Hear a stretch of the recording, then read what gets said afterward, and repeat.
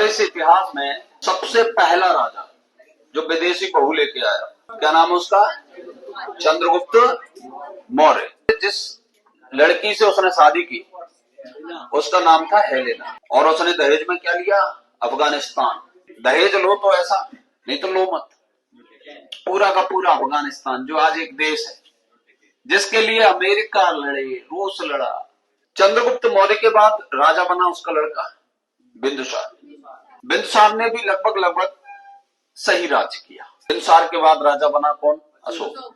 अशोक ने राज्य किया, और जब अशोक गद्दी पर बैठा तो उसने तहलका मचा दिया। रामधारी सिंह दिनकर की दो लाइनें याद आती हैं कि तुम मृत्यु के मुख पर स्वयं चरण धरो रे, और मरने से बिल्कुल नहीं डरो रे। जो कश्मीर का शहर है श्रीनगर की स्थापना अशोक ने की थी, और दिक्कत यह हो गई कि उसका झुकाव बौद्ध धर्म की तरफ चला गया। कलिंग युद्ध हुआ, और कलिंग युद्ध में उसको घृणा हुई। उसने कहा कि अब मैं युद्ध नहीं करूंगा। युद्ध हिंसा से ज्यादा शांति के लिए होते हैं। अगर युद्ध ना, आज हमारी भारतीय फौजा कहते हैं कि नहीं नहीं भाई साहब, हम युद्ध नहीं करेंगे, हम तो अपने में जिएंगे, अपने घर में दाल रोटी खाएंगे, मौज करेंगे, चलो कश्मीर से आ जाओ, चलो वापस आओ। लोग जीने देंगे हमको? पाकिस्तान जीने देगा? जैसलमेर में बैठ के चाय पिएगा और नाश्ता सीधे दिल्ली में होगा उसका। देखो, राज्य व्यवस्था या कोई भी राजवंश तब डूब जाता है जब उस राजवंश में बिल्ले राजा आने लगे। बिल्ले मतलब नाकारा।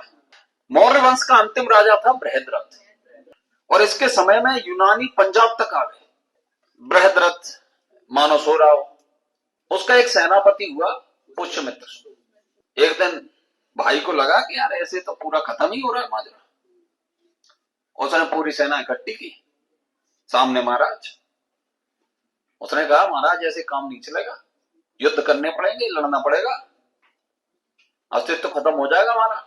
उसने बड़ा लंबा चौड़ा भाषण दिया भाई, कैसे भी करके बृहद्रथ महाराज को समझ में आ जाए कि युद्ध ही उपाय है शांति का। लेकिन उसके इस लंबे चौड़े भाषण के बाद बृहद्रथ ने क्या कहा? नहीं भैया, अहिंसा ही अच्छी है। उसमें तो सबको गुस्सा आया यार, उसने सिर को जाया, मैं वो इतनी देर से इसको बता रहा, समझ ही नहीं पा रहा। उसने कहा महाराज, राजा का धर्म है रक्षा करना। उसका दिमाग चटक गया भाई साहब सेनापति का। उसने सीधा तलवार निकाल के और महाराज का सिर ले लिया, बृहद्रथ का। और बृहद्रथ को उसने खत्म करके स्वयं बना वो कौन? राजा पुष्यमित्र।